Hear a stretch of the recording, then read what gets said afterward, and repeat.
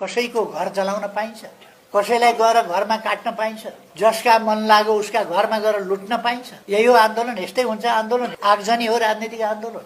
तपाईहरू भर्खरकै हुनुहुन्छ, कलिलै हुनुहुन्छ, तपाईहरूले धेरै बाँच्नु छ।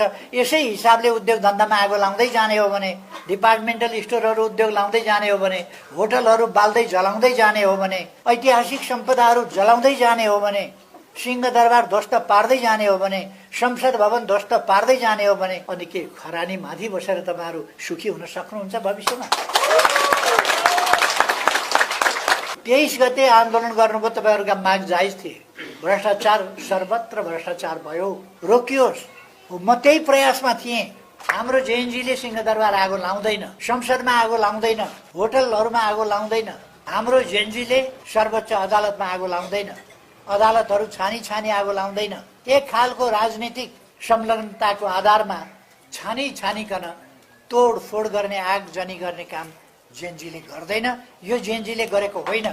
जेएनजी भन्दा बाहिरका उच्छृङ्खल तत्त्वहरू आएर घुसपैठ गरेर बेग्लै परिस्थिति देखेपछि तपाईहरूले माइकिङ गर्नुभएको छ, तपाईहरूले फर्कौँ भन्नुभएको छ साथीहरूलाई, तपाईहरूले आह्वान गर्नुभएको छ। जेएनजीहरू फर्किएका छन् र केही जेएनजीलाई उपद्रवकारी तत्त्वहरूले घेरेर अगाडि छेकेर अगाडि लगेका छन्। जीवधनको क्षति भएको छ, थुप्रै युवाहरू मारिएका छन्। कसरी त्यस्तो घटना घट्यो? अहिले एउटा हल्ला चलाइएको छ, केपी ओली भन्ने। मान्छेहरूलाई भन्न लगाइएको छ, मलाई बन्दुक देऊ, मलाई ड्रोन देऊ, म ड्रोनबाट हानिदिन्छु, मलाई के देऊ, म त्यसबाट चाहिँ केपी ओली मारिदिन्छु। यस्ता खालका ती कुराहरू सगौरव प्रसारण गरिएको छ।